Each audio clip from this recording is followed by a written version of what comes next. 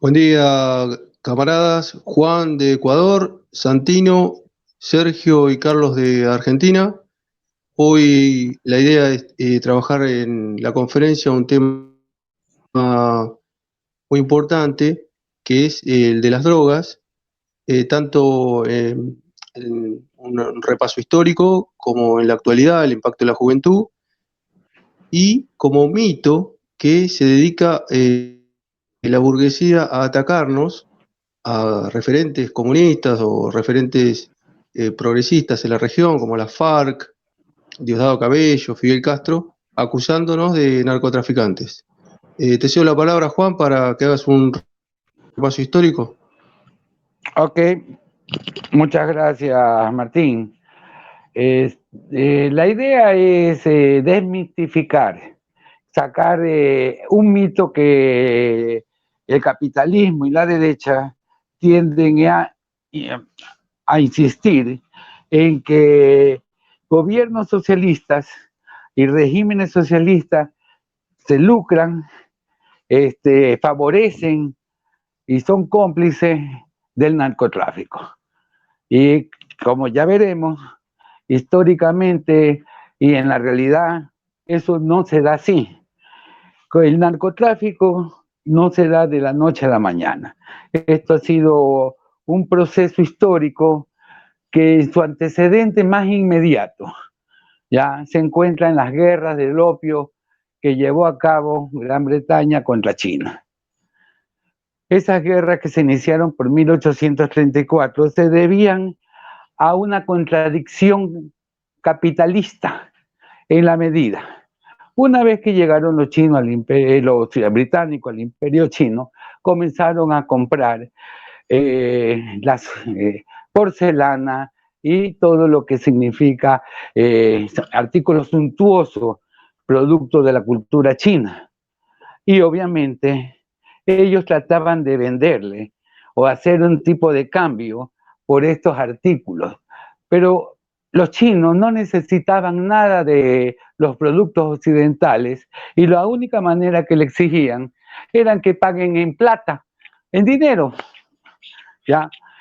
Y eso crea un desbalance en la medida de los negocios que hacían los ingleses con la China, en la medida de que para comprar estos artículos suntuarios, ya les digo, porcelana, obras de arte, etcétera, etcétera, no podían trocarlo con productos producidos de ellos como sus telares, sus telas, porque la China, bueno, con la seda que tenían, ¿qué van a necesitar otro tipo de tela? Pues no. En todo caso, tenían que pagar en dinero constante y sonante. Y ya con las guerras napoleónicas, porque en ese momento el gran desgaste era mantener las guerras napoleónicas en Europa, no había este dinero. Entonces, de alguna u otra manera se la ingenian, porque ya había un antecedente de consumo, ya con el tabaco llevado por los españoles a China, para que había un sector muy marginal de la sociedad china que fumaba opio. Pero las grandes extensiones, ya había India dominado pues parte de India y Afganistán, en donde se producía la amapola. Bueno, para no alargar mucho la situación histórica, esta producción de amapola se convierte en opio y comienza a ser inundado en las grandes ciudades chinas por los británicos, en donde la compra de los productos chinos ya no le iban a pagar por plata, sino con opio, ¿ya? Es tan rentable ese negocio que más o menos daba el 400% de utilidad, ¿ya? Por esa situación no solamente hubo una guerra, sino dos guerras en donde en ese entonces Imperio Chino sale totalmente derrotado, inclusive llegan a dominar Pekín y las famosas ciudades de Hong Kong y Macao pasan a control norteamericano. Es decir, como estoy explicando, esto es un negocio en el capitalismo naciente, Es decir, no es un negocio que se da después, no es una situación en donde el Estado comienza a inundar con una droga a habitantes, en este caso de otro país, ya, para generar dinero. Fueron gran cantidad de dinero con ese dinero se financiaron muchísimas guerras, ya, y con eso es un negocio ya de Estado, como veremos más adelante, de que realmente muchos de estos negocios es promovido, y sobre todo por el ente estatal, sea del país que produce como del país que consume. De ahí ya venimos pasando, ese es el antecedente inicial con respecto al negocio de las drogas. De ahí ya comienza la historia farmacéutica, que no va alejada del problema de las drogas. Inicialmente no había mayormente control con respecto en la producción de los fármacos, en donde se usaba cocaína, heroína, etcétera, y eran de libre venta, ¿ya? Y cuando ya se crea en 1920-25 la primera agencia reguladora en Estados Unidos, me refiero, de control de drogas. Y comienza a prohibirse, que es la antecesora de la DEA, ¿ya? Que es la actual organismo encargado del control de drogas, que como ya veremos, no sé si es encargado de controlar o de venta con respecto a la droga, ¿ya? Porque realmente deja mucho que desear su supuesta labor con respecto a la droga y definitivamente tiende a beneficiar al asunto del narcotráfico.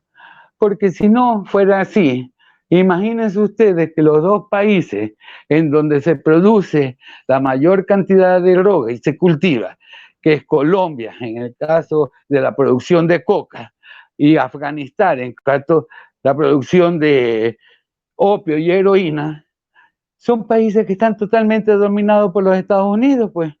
En el plano de Colombia son 19 bases que tienen ellos ahí y toda la presión económica. Y en caso de Afganistán es totalmente un país invadido, están invadidos. Y con este breve análisis histórico me gustaría darle el paso al compañero Santino para que ahonde un poquito más respecto a la discusión.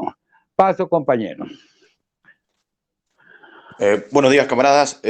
Muchas gracias por cederme la palabra. Y bueno, yo voy a comentar un poco al respecto de, bueno, la estrecha relación, ¿no? Que ya hemos visto que es una cuestión histórica entre el capitalismo y el narcotráfico, ¿no? Que al contrario de lo que nos acusan, ¿no? A los socialistas o a los comunistas de que nosotros somos estados narcotraficantes, en realidad es al revés, ¿no? La realidad es exactamente la contraria. Entonces, y lo vamos a demostrar con un par de ejemplos concretos.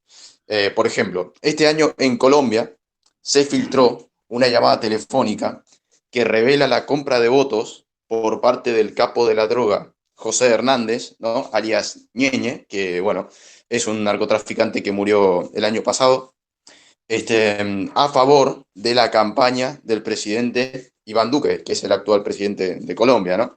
Entonces, según medios colombianos, la llamada estuvo en poder de la Fiscalía por 21 meses sin proceder a investigar el acto de corrupción electoral.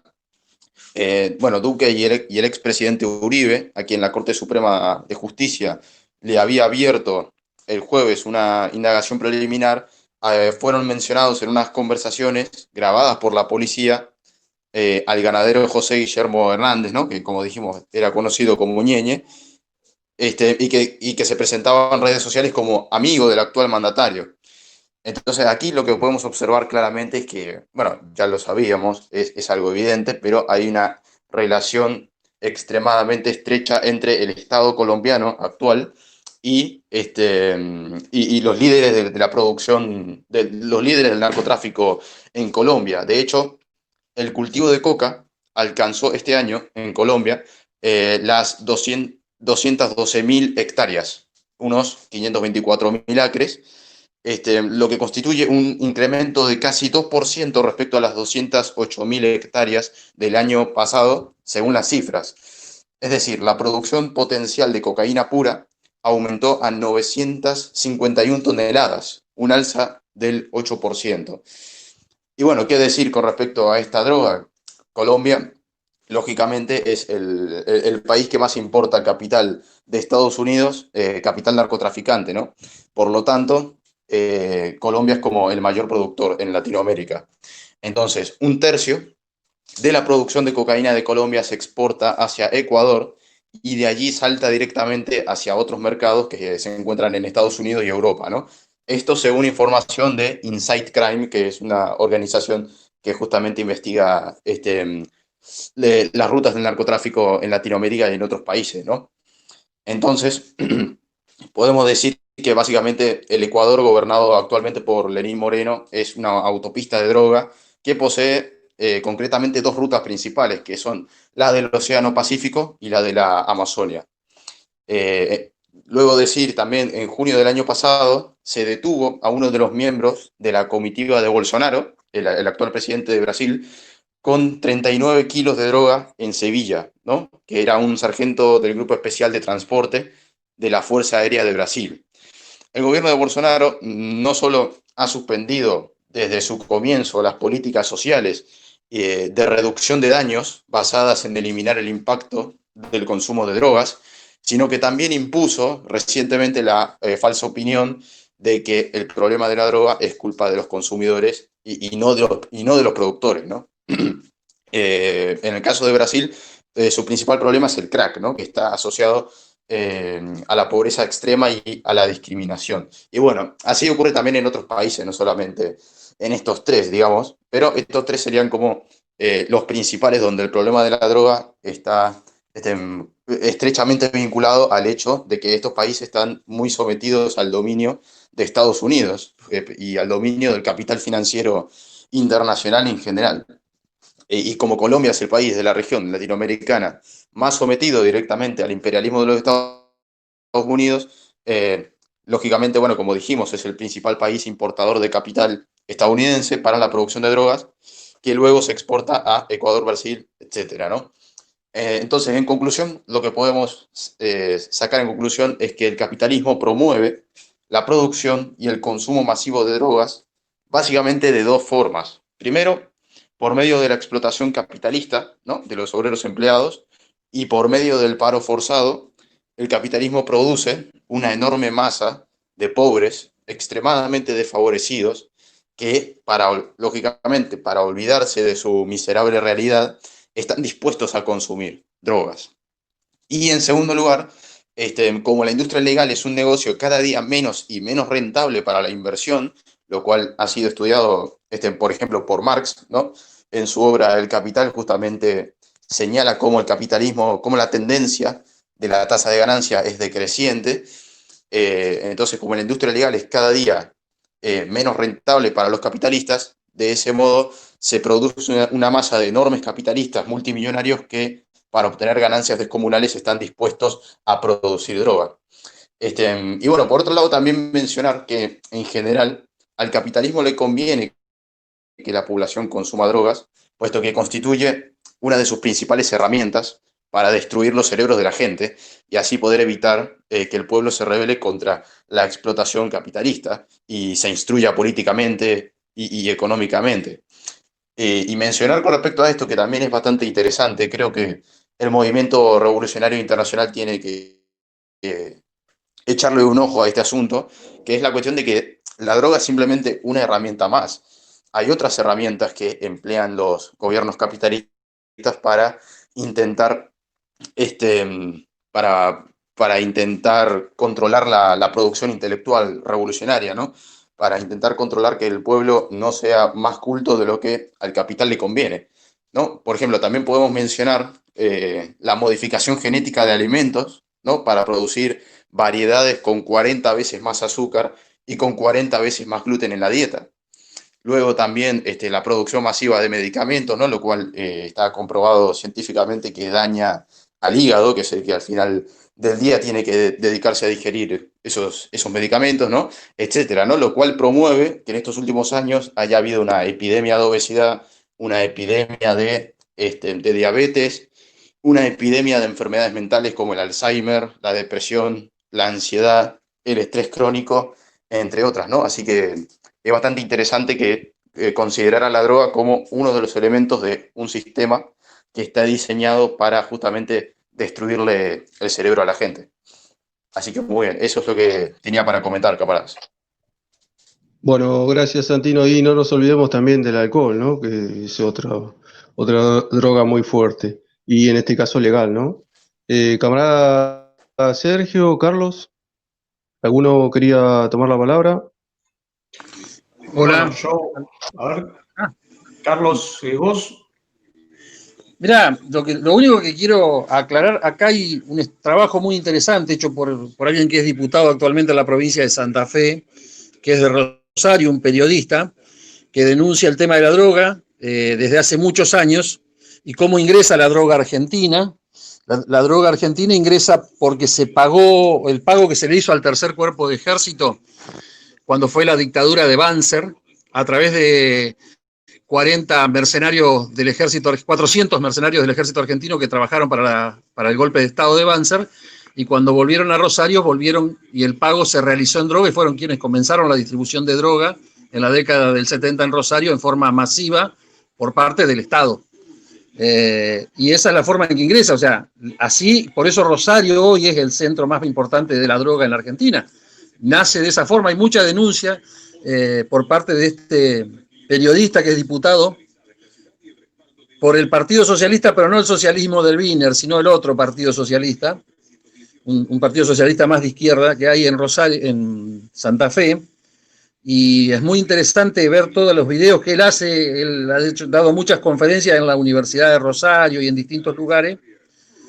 Carlos del Frade se llama este periodista, y hay que buscarlo en internet, está en YouTube, y muestra mucho cómo fue el tema en Rosario en particular y quiénes son los que manejan la droga, y empieza con el ejército argentino. Y él lo denuncia sistemáticamente a ese tema. Lo otro que tenemos es lo de Estados Unidos, donde los grandes bancos, que son los que lavan la droga, hace poco encontraron uno de los barcos, creo que del Chase Manhattan o de uno de esos propietarios, uno de estos bancos, que llevaba más de $1.000 millones en droga, en cocaína, ingresando a los Estados Unidos. Y recuerdo 2 diputados que existieron en el año 84, 85 en Argentina, que pertenecían al partido intransigente, que no recuerdo su apellido, haber dado charlas con fotografías satelitales mostrando quién es el primer productor de droga del mundo. No es Colombia, es Estados Unidos en cantidad de hectáreas. Planta más hectáreas de droga que de trigo. Y la marihuana, porque ellos no producen cocaína, pero sí producen marihuana, o hachís, es la que tiene el segundo valor después de la de Katmandú, y se producen en las Rocallosas, y está todo sembrado con marihuana, y lo tienen satelitalmente. Mostraba, me acuerdo, las fotos, estamos hablando año 84, no ahora, con lo cual 85 fue, mostrando fotos satelitales de esto. Yo estaba en la universidad en ese momento y lo fuimos a ver, me acuerdo, la charla, porque hablaba justamente de droga. No se habla de la gran producción que tiene Estados Unidos en hectáreas, es más producción de otra droga distinta, ¿no es cierto? Porque no tienen el clima como para producir la coca, sino que su clima es para producir más bien marihuana, y es el primer productor de marihuana del mundo, con el precio más caro del mundo, salvo que sea la de Katmandú, que se sabe que es la que tiene el precio más alto, tanto el hachís como la marihuana. La hachís es una variedad de marihuana. O sea que son demasiados los datos. Y las denuncias que hizo en su momento, en una entrevista, Stulin, que no me cae muy bien en muchas cosas, el ex KGB, diciendo en una entrevista que le hace Martínez en Venezuela, donde la frase que me quedó muy grabada de Stulin es: la droga es el lubricante del sistema capitalista. Y explicó por qué la crisis del 2008, debido a la droga, la gran crisis financiera del 2008 se produjo justamente 8 meses después, porque él dice que el periodo que demora entre la producción de droga, la comercialización y el lavado de dinero son aproximadamente 8 meses. 8 meses después de que se cortaron o se destruyeron por parte de ISIS todas las plantaciones que se arrancaron todas las plantaciones de esta planta que produce, ¿cómo es? Amapola. De amapolas. 8 meses antes de la crisis del 2008, la crisis financiera del 2008, fue la gran arrancada, y habría que buscar la documentación porque está de amapolas, y no entró en el mercado financiero de los bancos ese dinero, y por eso se produce la gran crisis del 2008, según lo plantea en su momento Stulin en la entrevista con Martínez. Martínez, ese que tiene el parche en el ojo, que si se la puede buscar, yo creo que la tengo bajada en mi computadora, además, esa entrevista, porque me interesó mucho. Y la frase que lo demuestra él es: la droga es el lubricante del sistema capitalista. Gracias. Bien, camaradas, continúo yo, me presento, soy Sergio Guili, y bueno, dirijo una escuela que es la Escuela Latinoamericana de Formación Hombre Nuevo, Mujer Nueva. Varias cositas respecto a este tema. En primer término, ha habido todo un lobby para que el tema de la droga sea asumido como una reivindicación, digo, el tema de la libertad del consumo de droga y de la compraventa de la mercancía droga, sea una reivindicación tomada por amplios sectores de la izquierda, por lo pronto en Argentina. Y bueno, creo que ahí ya los camaradas han hecho una clara caracterización del fenómeno cuando hablaron históricamente desde la guerra del opio hasta ahora lo que significa el tráfico de drogas, ¿no? Precisamente Fidel Castro, en una de las reflexiones sobre el compañero, precisamente una de sus llamadas reflexiones del compañero Fidel, lo citaba Stulin, donde planteaba un dato muy interesante, que al parecer Aldous Huxley, cuando escribe Un Mundo Feliz, lo hace a pedido de una serie de instituciones de gobierno mundial, de grupos de gobierno mundial, así como Tavistock o Bilderberg, y lo hace a pedido precisamente de estas organizaciones. Y Un Mundo Feliz es una idea de cómo estabilizar un sistema con división de clases. Es una novela, ¿no?, que habla de eso. Y un tema fundamental para eso era la existencia de una droga llamada Soma, que era la que consumían las clases subalternas para estar felices en el marco de la explotación, ¿no? Entonces, digo, al parecer hay toda una estructura en este sentido de parte de las clases dominantes a nivel mundial, ¿no? No olvidemos lo que fue el escándalo Irán-Contras, donde Oliver North describe cómo el dinero de la droga que negociaban con los iraníes terminaba apoyando a la contrarrevolución en Nicaragua. Esto es un dato histórico. Y también hay que recordar en Argentina que, digamos, si bien desde antes ya había droga en Argentina, explota el consumo de sustancias, sobre todo de cocaína, en la década de los 80, cuando se acaba la dictadura militar, donde claramente la idea fue: bueno, perfecto, ustedes van a tener democracia burguesa, pero a partir de ahora va a haber droga en las calles. Y de ahí en más, el tráfico de sustancias ha explotado y ha tenido, por lo menos en Argentina, dimensiones tremendas. Dos o tres cosas para tener en cuenta. La mercancía droga, el valor de uso de la mercancía droga es solamente, digamos, negativo, es perder el control sobre el propio psiquismo, es decir, es desarticular los mecanismos racionales de regulación de la conducta, y por lo tanto es destructivo para el ser humano y para su entorno, ¿sí? Fundamentalmente la gente acude a las sustancias para regular sus emociones. O sea, ese es el objetivo: acude a las sustancias para regular sus emociones, y esta desregulación de las emociones puede tener que ver con experiencias traumáticas, vivencias dolorosas que no han podido ser elaboradas y digeridas. Entonces, digamos que la droga anestesia emocionalmente, disocia a la persona, la aliena, porque congela la emocionalidad. Cuando vos congelas la emocionalidad, la emotividad, congelás también la memoria, la identidad, y la regulación de la conducta, porque cuando perdiste tu identidad ya la conducta se va distorsionando y cada vez se vuelve mucho más nociva para sí mismo y para terceros. En un circuito donde las drogas precisamente pasan a tener cada vez una mayor preponderancia en la vida de las personas, pasando del uso al abuso y del abuso a la dependencia, porque las drogas secuestran los circuitos de recompensa, ¿sí?, del ser humano, es decir, con lo cual secuestran las motivaciones de las personas. O sea, hay un experimento famoso donde unas ratitas les pones que aprieten un botoncito para estimular el centro del placer y las ratitas apretan ese botoncito hasta que mueren de hambre, ¿sí?, porque se olvidan de otras necesidades. Bueno, lo mismo pasa con el consumo de sustancias. Por otra parte, en este marco hay que recordar también el rol que juega internacionalmente una organización denominada Open Society Institute u Open Society Foundation, que es una organización, una ONG que se vende como la ONG del filántropo, entre comillas, George Soros, y en cuya página web, usted la pueden buscar, tienen como objetivo la liberalización, la legalización de la compraventa de la mercancía droga y la reducción de daño como recuperación, es decir, acabar con los sistemas de rehabilitación de adicciones y pasar simplemente a sistemas de regulación del consumo. Digamos, estos dos objetivos son claramente explicitados por esta Open Society Foundation. Digamos que esta organización ha sido prohibida en Rusia, tiene contacto con los guarimberos en Venezuela y, por supuesto, George Soros es uno de los principales accionistas de Monsanto Bayer.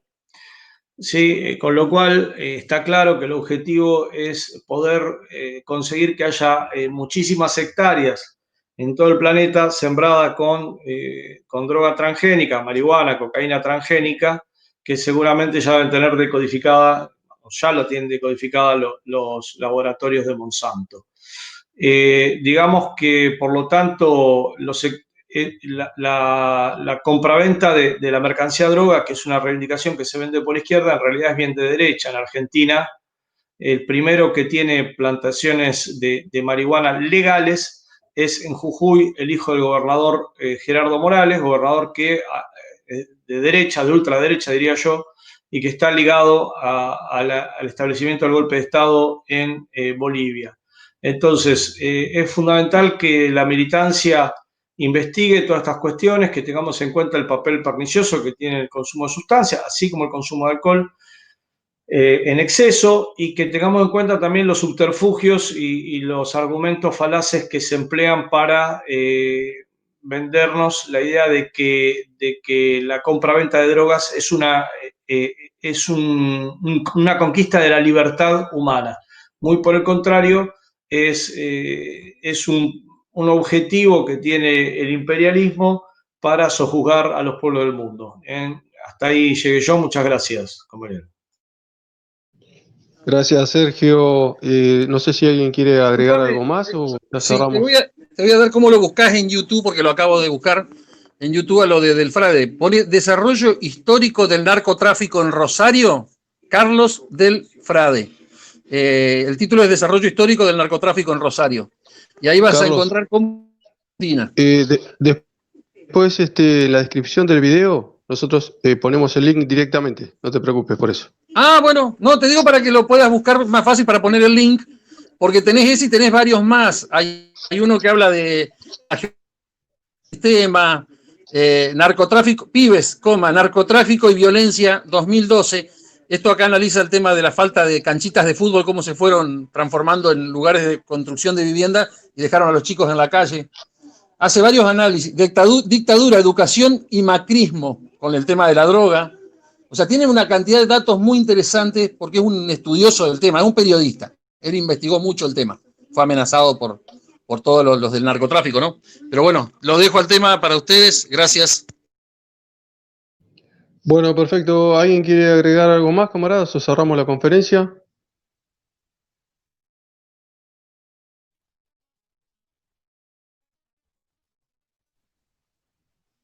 Bueno, cerramos entonces la conferencia. Muchas gracias por la participación, salió muy bien. Nos vemos en las siguientes conferencias, camaradas. Venceremos. Venceremos. Venceremos. Venceremos, camaradas. Sí.